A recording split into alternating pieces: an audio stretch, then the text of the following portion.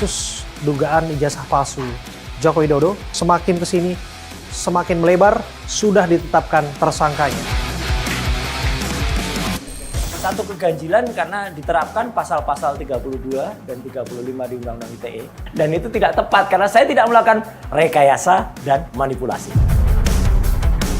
Jadi saya hanya buat video aja, ucapan selamat kepada Mas Roy dan kawan-kawan sudah diberikan mahkota tersangka.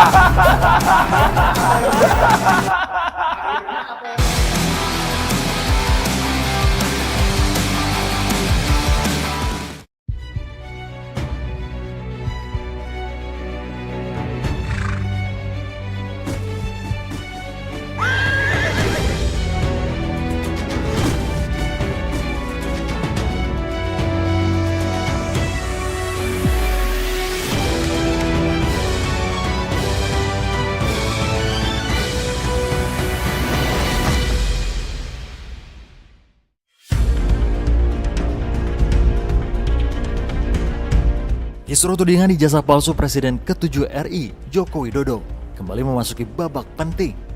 Terus bergulir, Polda Metro Jaya resmi menetapkan 8 tersangka dalam perkara yang dinilai penuh muatan politik dan perang opini ini. Penyidik telah memeriksa lebih dari 100 saksi dan ahli, menyita sejumlah dokumen termasuk ijazah SMA dan ijazah sarjana Jokowi, serta melakukan uji laboratorium forensik yang menyatakan dokumen tersebut identik dengan ijazah rekan seangkatannya. Meski demikian, polemik tak mereda. Adapun sidang sengketa informasi publik terkait ijazah Jokowi digelar KIP atau Komisi Informasi Pusat 17 November 2025. Saat sidang, Ketua Majelis mempertanyakan keberadaan salinan berkas ijazah Jokowi hingga pemusnahan berkas oleh KPU Surakarta. Sementara itu, upaya mediasi disuarakan oleh Ketua Komisi Reformasi Polri, Jimli Asidik, dan kritikus politik Faisal Assegaf. Namun Roy Suryo CS menegaskan pihaknya menolak upaya mediasi. Pihaknya menyebut kasus ini murni pidana sehingga tidak tepat jika diselesaikan lewat jalur damai. Publik pun menanti apakah penetapan tersangka ini akan menjadi babak akhir atau justru membuka rangkaian panjang baru dalam pertarungan narasi dan hukum. Berikut selengkapnya Abraham berbincang bersama penuding ijazah palsu Joko Widodo, Roy Suryo, dan Wakil Ketua Umum Projo, Freddy Damani.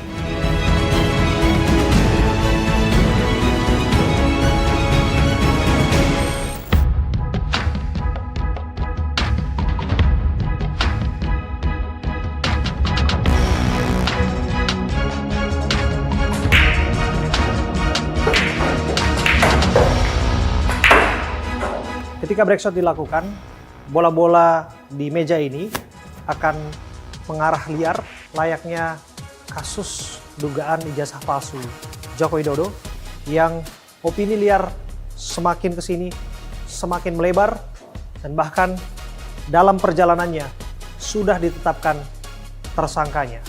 Tersangka dugaan tudingan ijazah palsu Joko Widodo. Dalam lintasan-lintasan bola ini, ia akan menemukan lubangnya dan dalam lintasan perkara ini Roy Suryo CS sudah ditetapkan sebagai tersangkanya. Hari ini saya Abraham Silaban, kita akan berbincang bersama dengan pihak-pihak yang berseteru, bukan untuk mencari siapa yang salah atau bukan untuk membenarkan pihak tertentu. Ketika barangkali sesuatu bisa dibicarakan secara sportif di meja biliar, permainan ini akan diselesaikan dengan figur-figur yang tentu sudah tidak asing lagi. Belakangan dirinya ditetapkan sebagai tersangka tudingan ijazah palsu Jokowi. Tapi jangan salah, beliau pernah menjabat Menteri Pemuda Olahraga tahun 2013 hingga 2014. Mas Roy Suryo. Mas Roy, apa kabar Mas Roy? Alhamdulillah, siap. Wah, ini luar biasa. Kita main biliar hari ini ya Mas? Ini warna meja biliarnya tidak mencerminkan apa-apa loh ya. Tidak mencerminkan apa-apa? Iya, karena filosofinya awalnya, biliar itu ketika diciptakan di abad ke-14, abad ke-15, awalnya kan tuh olahraga luar tuh, kroket itu di Prancis. Kemudian masuk ke dalam, kemudian warna dari meja ini harusnya hijau untuk mencerminkan rumput. Oke. Saya nggak tahu nih sindiran atau mungkin tebakan bahwa ada warna ini di balik kasus. Kita nggak pernah tahu Mas. Ya, Tapi yang jelas meja ini nyata, betul. asli. Asli, kalau ini asli. Ada yang nggak asli soalnya. Oke, Mas Ya, Roy. ya. Mas Roy terakhir main biliar kapan? Waduh, udah lama. Saya memang nggak pernah karena juga dulu kan aja sebagai pembina olahraga saja. Karena kan Betul. di Indonesia kan bernaung di bawah POPSI ya, Oke. Persatuan Olahraga Biliar seluruh Indonesia. Oke. Gitu. Tapi paling tidak sedikit banyak sudah tentu ya mengetahui gamenya, Siap. kemudian juga nyodoknya. Nyodoknya ya Oke. dikit-dikit lah belajar lah.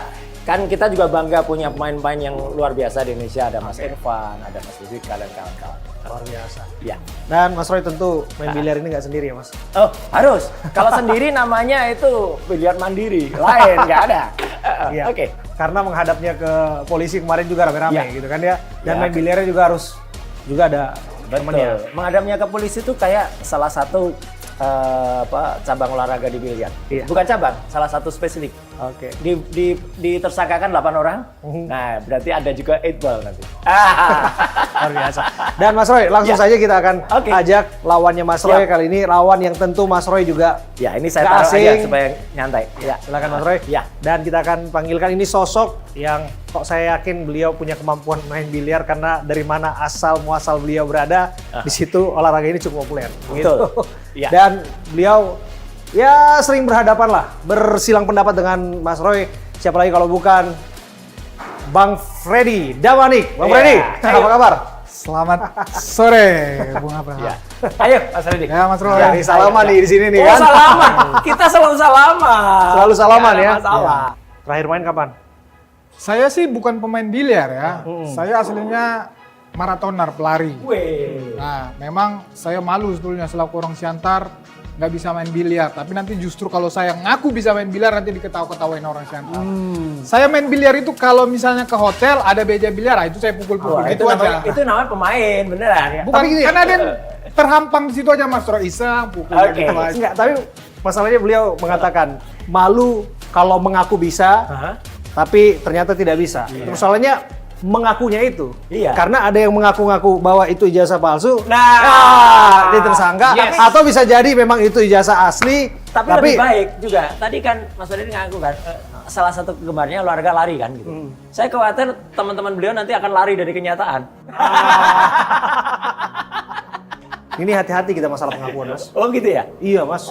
Karena urusan pengakuan ini urusan yang nggak mudah hari ini. Oh, betul. Iya, Iya, Mas iya. Roy bukan hanya mengaku, bahkan mengklaim. Oh iya, 99,9%. Sahabat saya bahkan 11.000 triliun persen gitu.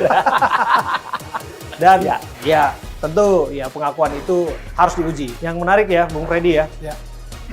Mas Roy dicekal sudah keluar negeri. Apa? Tidak ditahan ya, belum ditahan. Iya, belum ditahan. Dan cekal-cekal keluar negeri ya nggak apa-apa lah. Ngapain juga? Udah nggak perlu lagi keluar negeri kan? Kan udah pulang dari Sydney. Udah pulang dari Bahan-bahannya udah komplit. Dicekal keluar negeri tapi tidak dicekal bermain biliar. Oh enggak lah. Keluar kota juga enggak. Langsung saja ya kita mulai ya. Oke. Oke. Bapak-bapak boleh Ya. diambil sticknya. Baik. Nah, ini kita punya Nah. teman sebetulnya nanti akan masuk bermain bersama dengan kita. Ya. Saya dalam hal ini akan menjadi wasit dalam pertandingan kedua figur dan tokoh ini. Dan kita akan coba atur ya. Kita main bola lapan, Mas Roy, Bang Freddy. Ya. 8 ball. Ini Eight ball. salah satu permainan, salah spesifikasi permainan selain 9 ball, selain juga pool yang ada di biliar. Nah, siapa kira-kira yang mau break ini? Mas Roy, Enggak lah. Bung Freddy. Boleh kita Ready. coba. Oke, Iya. Bung Freddy akan mencoba nge-break ini. Jadi kita akan lihat Bung Freddy yang memulai. Ya.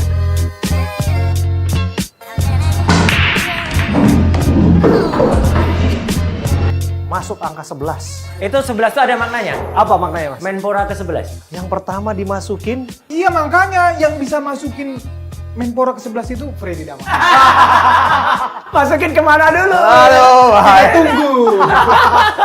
Oke, silakan mau dipilih dilanjutkan oleh Bung Freddy. Apakah tetap di angka ganjil atau di angka yang genap? Atau saya kasih Oh, Mas Roy enggak, aja. enggak. Mas Roy mau genap apa ganjil? Enggak sama aja. Hah? Enggak, saya kok menangkap ada suasana batin dari Mas Roy ini gitu loh.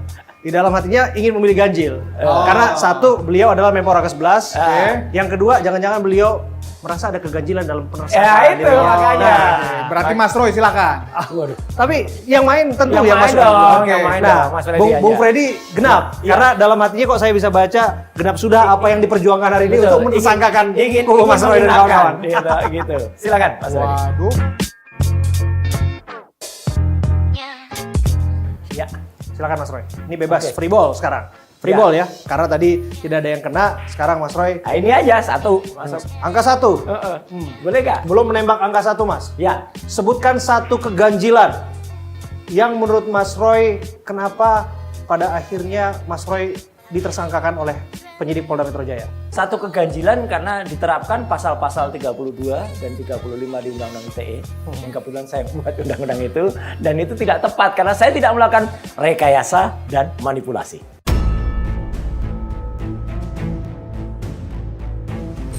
Oke. Ya. Luar biasa. Jadi Lanjut, Mas satu Roy. keganjilan itu adalah undang-undang. Undang-Undang ITE diterapkan dengan tidak tepat. Oke. Lanjut, Mas Roy. Ya. Bung Freddy, Ya. tadi disebutkan mengenai keganjilan Bung Freddy. Mm-mm. Bung Freddy sependapat tidak dengan apa yang disampaikan oleh Bung Roy? Bung Roy mengatakan bahwa yang bersangkutan sempat di legislatif menyatakan bahwa punya kontribusi dalam pembentukan undang-undang itu. Tapi kok pada prakteknya beliau yang menjadi korban dari undang-undang itu. Ya, tentunya penyidik itu kan mempunyai kewenangan, mempunyai keahlian di bidang hukum, di bidang IT. Tentunya mereka pasti meminta ahli-ahlinya. Apakah perbuatan yang dilakukan oleh Mas Roy dan kawan-kawan ini, tadi yang disampaikan, manipulasi data elektronik, itu apakah Mas Roy dan kawan-kawan melakukan tersebut di dalam perbuatan-perbuatannya? Tentu, kenapa penyidik berani ya menerapkan pasal itu pasti sudah melalui pendapat ahli.